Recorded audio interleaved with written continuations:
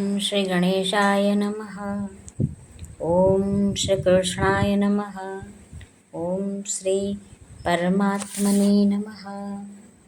અધ્યાય બીજો, સાંખ્યયોગ, શ્લોક ક્રમાંક 28. અવ્યક્તાદીનિ ભૂતાનિ વ્યક્તમધ્યાનિ ભારત અવ્યક્તનિધનાન્યૈવ યત્ર કા પરિદેવના.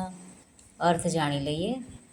શ્રી ભગવાન અર્જુનને કહે છે, હે અર્જુન, સઘળા પ્રાણીઓ જન્મ પૂર્વે અપ્રગટ હતા અને મર્યા પછી પણ અપ્રગટ થઈ જનાર છે. કેવળ વચગાળામાં જ પ્રગટ છે, તો પછી આવી સ્થિતિમાં શો શોક કરવાનો? અહીં શ્રી સ્વામી રામસુખદાસજી કહે છે કે જન્મતા પહેલાં આ શરીરો પ્રગટ નહોતા, દેખાતા નહોતા અને પછી પણ દેખાય નહીં.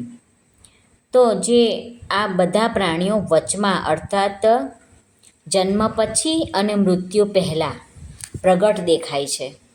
જેવી રીતે સૂતા પહેલાં પણ સ્વપ્ન ન હતું અને જાગ્યા પછી પણ સ્વપ્ન ના રહ્યું, એવી જ રીતે આ પ્રાણીઓના શરીરોનો પહેલાં પણ અભાવ હતો અને પછી પણ અભાવ રહેશે.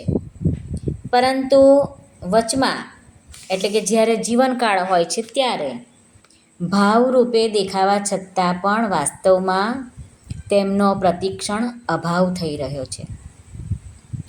જે આદિ અને અંતમાં નથી હોતું તે વચમાં પણ હોતું નથી. આ સિદ્ધાંત છે. બધા પ્રાણીઓના શરીરો પહેલાં ન હતા અને પછી રહે પણ નહીં. વાસ્તવમાં તેઓ વચમાં પણ નથી, પરંતુ આ શરીરી પહેલાં પણ હતો. શરીરી એટલે કે આત્મા પહેલાં પણ હતો અને પછી પણ રહેશે. આથી તે વચમાં પણ છે જ.